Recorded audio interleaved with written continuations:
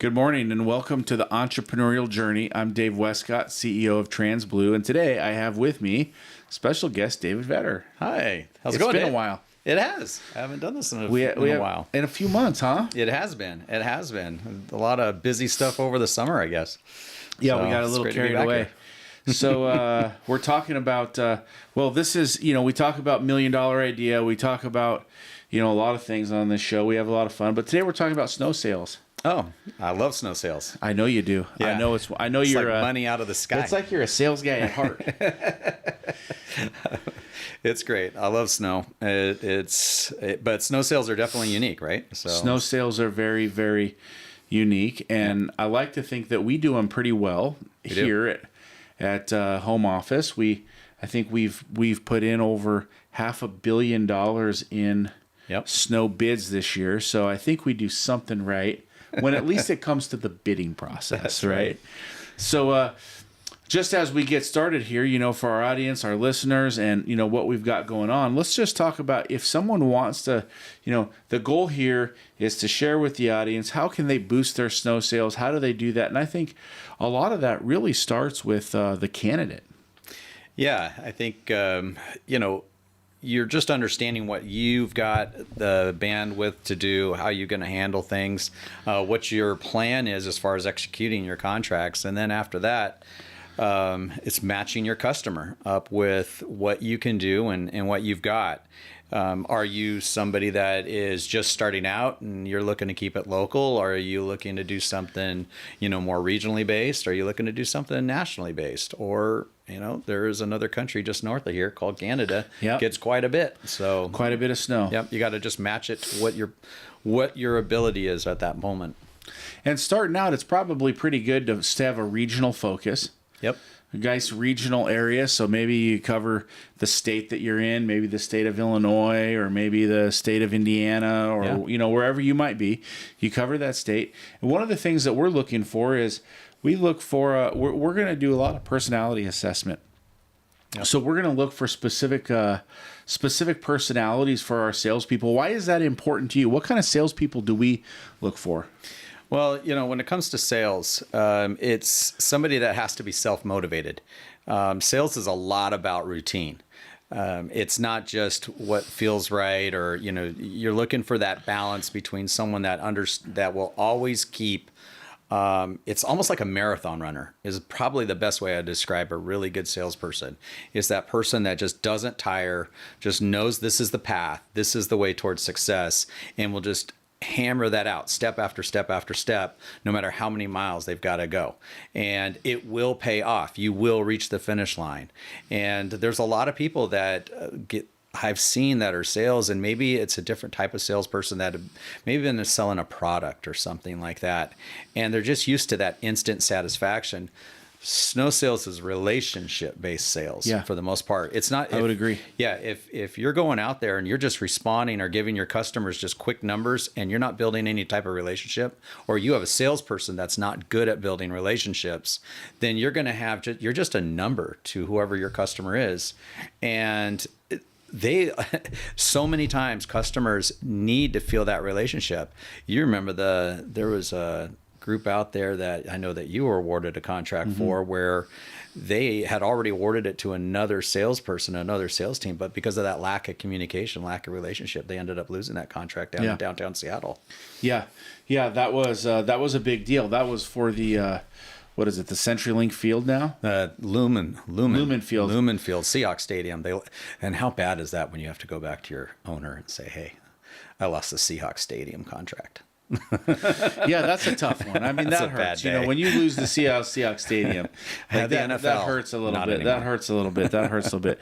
One of the things, when we're looking for salespeople, that's, what we're really trying to identify is a couple of different buckets. One, we want to identify our exact client, right? So that's so important to us as we begin to develop our sales program. We want to understand who our client is, and we want to stick to that customer. There's a million shiny apples out there. There's a million people that we can sell snow removal to. We could sell snow removal to residential customers. We could sell snow removal to, the management company of the Seahawks Stadium. We could sell, snow removal to a lot of different people. So we're looking at what type of customer we're looking for, but then we're also looking for the right sales fit. And I think two things come to mind when I'm looking for a salesperson is really, do they have an incredible sense of urgency? Yep. Like, are they really, really want that urgency? And is that really something that drives them? And do they have that A personality? I think that driven A personality where you're going to clash with them a little bit. That there's, going to be, they're just going to be aggressive. And I think those two traits for me are the most important on a salesperson. Like, they just want it. They're hungry for it. They're going to go for it. And they've got that incredible sense of urgency. And when we take that and we mirror that with the right kind of customer, like, Seahawks Stadium is one of those contracts. You just take it, right? Because at the end of the day, like, it's the notoriety, mm-hmm. it's the doors that it opens, it's the videos that you shoot with the stadium in the background. Like, it's just cool. You know what I mean? Like, it might not fit exactly. Get your company portfolio. Truck out in front of it in a snowstorm. That's right. Yeah, it's just cool, right? So some of those things are there, but when we're looking to identify the right kind of customer, that really is going to ensure that we are growing the right way. So if you were selling and a lot of land care experience for you in the past, if you're selling regionally, what kind of customer are you looking for? I'm looking for a customer where I can separate myself from my competition. Okay. And so there's a couple different qualifiers. So one is, if I have the bandwidth and if I have the resources to take care of a regional contract, then I want to pursue those regional contracts. There's a million snowplows out there that will take care of the local guy, that one site, the one off that's in your town or in your neighborhood. But if you can cross beyond state borders or, do something between, say, Jersey and New York, and you're getting up a little bit further north than that, then that shrinks your competition pool. Yeah. In addition to that, you also get you're also selling to a different type of customer, because a lot of times those customers may not be based. They can't be everywhere at once. Right. And so they need that relationship. They are looking for a customer that will put their mind at ease. And then also, that's the one side. The other side is when you're doing regional based work, usually what you're looking for probably those a little bit larger properties. Mm-hmm. You're looking for something to where if you can perform it yourself, or if you're using subcontractors to perform it, something that is worth your time also to go across state lines or branch out. And so having that mid-sized company, now there are larger national companies, right? You've got all these large box stores that are all over the country. If you're trying to do regional, that's a lot of time and effort that probably could be focused more on the regional side. Yeah. If that's your focus. So not also letting your salesperson get derailed by the shiny, the big whale that's out in the background, and not going, all Ahab on anybody. So it's really just keeping them focused on what they need to do, finding the customer with the right size portfolio that eliminates some of the more locally based competitors that you may have, and then also makes it very rewarding to you, and building that relationship. The relationships are absolutely critical. One of the metrics that we find is that if we participate in an RFP, mm-hmm. but we do not meet the client, or we do not have a time to pitch our services or share our services, or we don't get that face time with the customer, we only close 10% of the time. Yeah, that's what that's what we find. So, like, as a tip to you out there selling snow and ice services, selling, that to your clients, you want to think about that. How important is the face-to-face conversation? So many times it's easy to get lazy, where it's like, okay, great. Yeah. Thanks, Dave, for the call. Appreciate it. Yep. I'm going to take a look at the site. I'll shoot it over to you. If you like it, let's move forward. Or however that conversation goes, it just becomes a transaction where you're looking at the site, you're measuring it on Google Earth, you're shooting out a proposal, you're doing it quick. but you're not taking the time to get to know the customer. You're not taking the time to walk the site with the customer. You're not hearing the pains. You're not hearing the reason why they're going out to RFP. And one of the most important things I think that we learn as a lesson is even in bidding government RFPs, when King County Housing Authority or, some of these large, government municipalities, like they're forced to go out to bid every year or every 3 years or every 5 years, whatever the contract entails. But if they really like somebody, there's an opportunity. And building that relationship and meeting that person that's in that is making the decision. If you're meeting the decision makers, it naturally gives you a leg up. Yeah. But on top of that, if you don't know how many times, if you look at it from the customer's perspective and they are taking in proposals from a variety of different competitors and you're one of them, it's making sure that there's a lot of times, if you imagine that process, that customer is weighing between, wow, these two companies are pretty close. When you have that face-to-face meeting, that just gives you a leg up against that person that never showed up. They don't know anything about it. In addition, you may not recognize that your customer or the one that you're pitching to actually has other ideals or other incentives to award contracts that may not have been included in the RFP. For example, you get to explain to them about your charitable contributions. They may not know anything about that when it comes to the RFP. And if they don't know and they don't get to sit down and talk to you and learn a little bit about you, learn about your family, learn about the things that you like to participate in, learn about the community that you've built within your own organization, then they don't have any clue about that. And when those little decisions get made, also, there's a reward for that. Say that you're a veteran-owned business or something like that. You've got all these other little items. You can explain and speak to that. Companies are not just robots. They will pick a provider that makes them feel good inside too.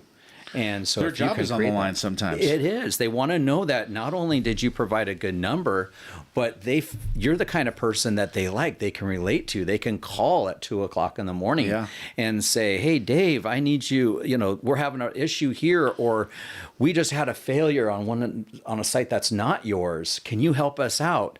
And because they've built that relationship, it's something where they'll just feel just very comfortable reaching out to you, and they love that. That's what they really want. They want peace of mind. And when they meet somebody, it's peace of mind. When all they do is see numbers on a spreadsheet, that doesn't give them a lot. Yeah, it doesn't give them any confidence at all. And it's just a race to the bottom at that point too, right? That's it. Because that's not the kind of RFP that you want to participate in. So if we can get that face-to-face, we know that we're going to close the business 90% of the time. Yeah, and you just have to ask for it. You got to ask for it. And sometimes you got to push hard for it. Mm-hmm. And sometimes you got to fly somewhere, or you got to, just because, you might be bidding in your local state of Indiana or Massachusetts, but the headquarters for that location that's making the decision might be in Southern California. That's right. How many times do you fly down to Southern California or to New York or to Chicago to meet with somebody because that's where their home office is, right? Even though the sites that you're looking at are in your state. So being willing to travel, being willing to get out there, being willing to cross those lines is hugely important. Now, one other thing that we love to do, and this is 100% close rate when we do this, 100% close rate. So this is a good little tip for you, is, and we're giving away some good tips, even to our competition. Like, you can listen to them, but you still got to perform the work. You got to, eventually, this is sales, not operations. That's right. So, and sales is like the easy part.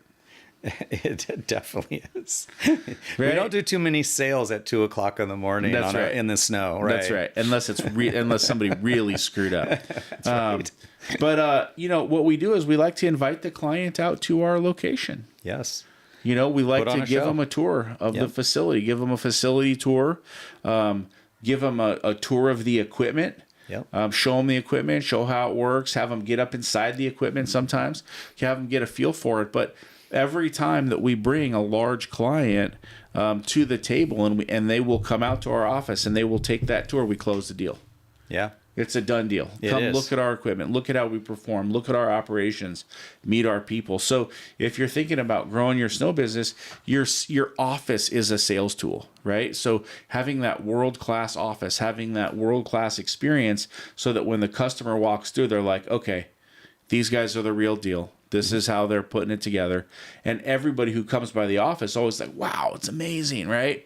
So you are able to really deliver that wow factor to the clients. And another thing that we do that's actually kind of fun is that when we have a site meeting for a large property, many multi-millions of square feet, we won't say the exact name of the customer, but they're related to Elon Musk, if that gives you a little bit of an idea. But at the end of the day, like, this is many millions of square feet on a property. It's absolutely monstrous. And in these cases, we'll actually drive equipment out. Like, we'll take a truck and a trailer, we'll bring skid loader, we'll bring loader out, we'll bring snowplow out, we'll bring de-icer out. We'll bring out what we might be putting on site. Absolutely. That way they can see it firsthand. Like, it's a show and tell on site. Like, this is what's going to be parked here. This is what's going to plow over here. This is how we're going to operate that. And so that's part of our sales pitch, is using our equipment, showing how powerful we can be on a massive property like that, because they have to run 24 hours a day. That's right. And we were on a call with a client just the other day, and they said, hey, these distribution centers represent $40 million of revenue for a particular brand. One day. $40 million a day. Yeah. Right? And so they can't shut down. No. They can't shut down. Yeah. And that's how critical it is. It is. And that comes back to that relationship building and being able to show them parts of the equipment, making commitments to parts of the equipment, and then also understanding that your facilities and your equipment are part of your marketing. They're part of your brand. You got to fix those trucks up. Don't let them get deteriorated. I mean, keep them show place ready, because you never know how soon that call will come in. Hey, Dave, we're thinking about moving with you guys. We just want to come out. You invited us out. We're going to take you up on that offer. We're swinging through the West Coast. We'll be in Seattle at this day. Can we swing by your office? That's too late to go rewrap something or, repair something. You've got to have, you've set your sales team up for success, not just with just the marketing material and making sure that they've got, the right, CRM and everything like that. It's also just making sure your facilities are show place ready regularly, all the time, because you just never know when that customer is making that decision, when that customer just happened to be flying into town, and when you can put on a show for them. And it's the same way that if you were going to go down, and these are expensive propositions, right? You talked about multi-million-dollar square foot of distribution center. If you've got those types of projects, or any type of project that you're putting on, it's just like selling a really, really nice car, or it's like selling a beautiful home. The sale, if you go in there, they got the cookies out, they got the coffee ready to go. They're preparing to take you to a really nice lunch, not just a Subway sandwich, right? And no diss on Subway. No dissing on Subway. Yeah, no, I love Subway. But that's really what you're trying to do, and it's giving your sales team all the opportunity to make that connection. And when you can make that connection, like you said, you get them out to the office, it's 100% close. They 100% always close. walk out. They 100%. And have it ready to close too. I think that's the other thing too. Be prepared to close that, because you don't want to be scrambling to create a contract like, man, I'd sign it right here if I could. And then you've got nothing right there ready to sign. Yeah. You better have that stuff hidden in a cupboard around the corner and ready to go. So yeah, it's but sales is about relationship, because people are trusting a lot. Like you said, $40 million a day for certain companies' distribution centers. I actually had a conversation with a manufacturing facility, and when the vice president of this international company was talking to me, and the confidence, the reason I was even sitting in this conference room and we were talking about this was because I needed to see you. We wanted to have a very clear conversation about the expectations, and I needed to be able to trust you, because you are now talking about the gross domestic product of the United States of America. Yeah. It was like, whoa. Yeah. Yes. That's a big deal. It was. That's a big deal, right? These are big players, and there's serious responsibility to get things moved across the country. Like snow removal happens at a very unique time of year. Yep.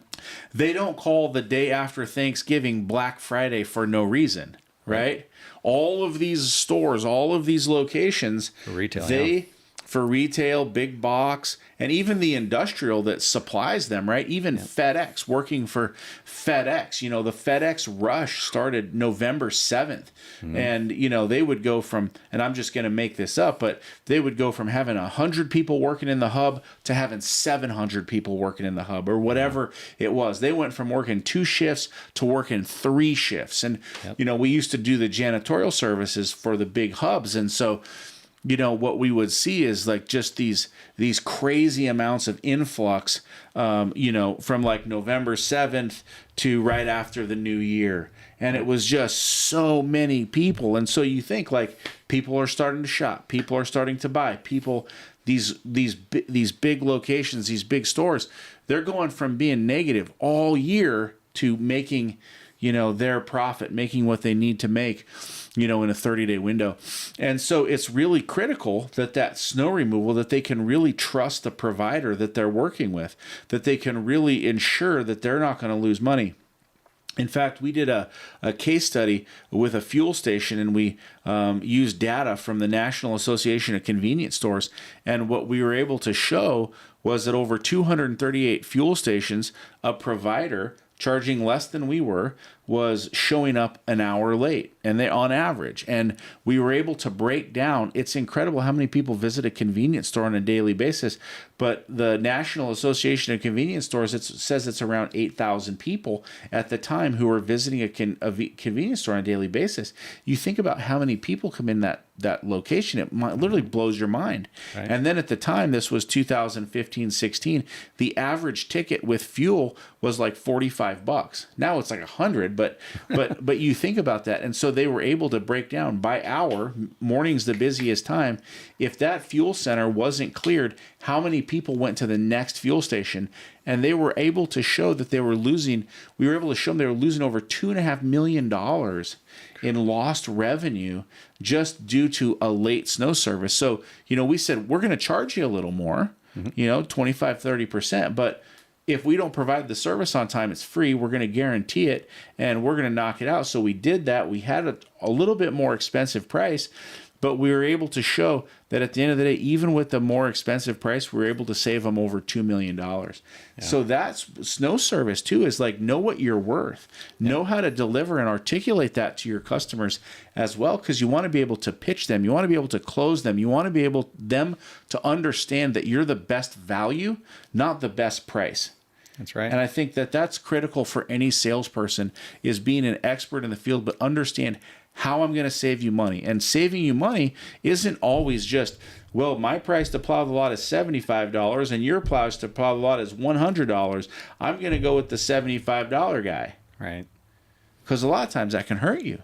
Oh, absolutely. And that comes back to telling the story, right? When it comes to the sales process, you've got to tell that story. You got to make sure that your customer understands that it's more than just a price, that you've got to show who the enemy is, right? It's like a Star Wars show or something like that. Yeah. Who's Darth Vader to your customer? Identify that. Your salesperson should be able to identify that, where those pain points are, what you are rescuing them from if they choose to go with the hero, you. Yeah. And making yourself a hero, making actually your customer a hero by deciding to go with you is very important. It's very much part of the process. When you're looking for a salesperson, you want to know that, one, that they can develop that relationship, right?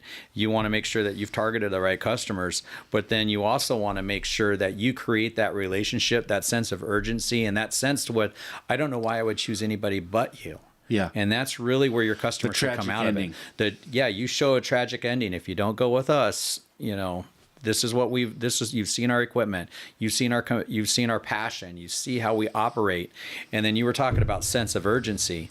If I'm looking for a salesperson, they have to absolutely have a sense of urgency. That phone never shuts off. You're looking for that competitive person that just never wants to miss the opportunity to close, and will answer their phone on a Sunday in the middle of a barbecue, just like, oh, hang on, I got to step away real quick. That's Why? right. Because I don't know, this next phone call I answer could be the next close I get. I got to close my deal. I got to close. I got to hit a target. I got to close my deal. Yep. That's what I got to do. I got to close my deal. Mm-hmm. And that's what you need, is those killers, right? The hunter killers. You need the hunter killers who are ready to go, who are hungry, who aren't going to slow down, who are going to continue to get that, and who are going to push for those things like those face-to-face meetings.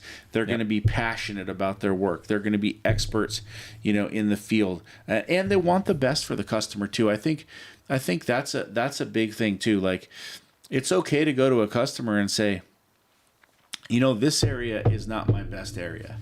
This is not what I do best. This is not my best service. What my best service is snow plowing, or my best service is landscaping maintenance, or, but this service here, I'm going to refer this guy to you because I think he's the best for you. And, when you do that, you build trust, you build rapport, because they're like, okay, they're not just out for any little dollar. They're actually looking out for me. They're actually trying to help me get the best person in the field. And, when you take on business that you're not great at, what happens? You screw it up. You lose a customer. You lose the potential for more business. You hurt your brand, and you wasted a whole bunch of time. Yep. Whole bunch of time. So what have we learned today? We've learned that snow sales is more than meets the eye. Yeah. And we've learned that within snow sales, we need to have a salesperson who is really a hunter-killer, who has a type A personality and has a huge sense of urgency. We know that that's what we're looking for. Yep. We know that we want to identify the right customer, whether it's multi-site or single-site or condo or apartment or HOA. We want to identify who the customer is that we want to target and go after them. We know that our salespeople need to be passionate. They need to want what's best for the customer, and they need to be experts, right? And then at the end of the day, they need to work to set a face-to-face meeting. That's right. Every time. And if we can do those main things, we can increase and boost our snow sales through the roof. Dave, any final thoughts as we bring this in for a close? I think the one last thing I would say is just make sure that you're ahead of the curve on it, right? Snow is a seasonal business. A lot of decisions are made in a really narrow window of the year. So make sure that you're setting your sales team up for that. Make sure that you're prepared. It's a year-round process. Year-round process. And just know when it really ramps up. Give him or her everything that they need. Everything they need. Put it all on the line. Yep. Well, listen, if you found this beneficial, if this was helpful to you and your business, give us a like, give us a share, leave a comment for us, and we'll respond back. But we appreciate your time this morning. Listen, we'll be back next week, same time, 9:15 Tuesday morning. Pacific Standard Time. Follow me on LinkedIn. Follow me on Facebook. Give us a like. Give us a share. This is Dave Vetter. Great to have you on the show, Dave. Follow Dave on LinkedIn. See what he's got going on over there. Check us out and have a great day. Thanks.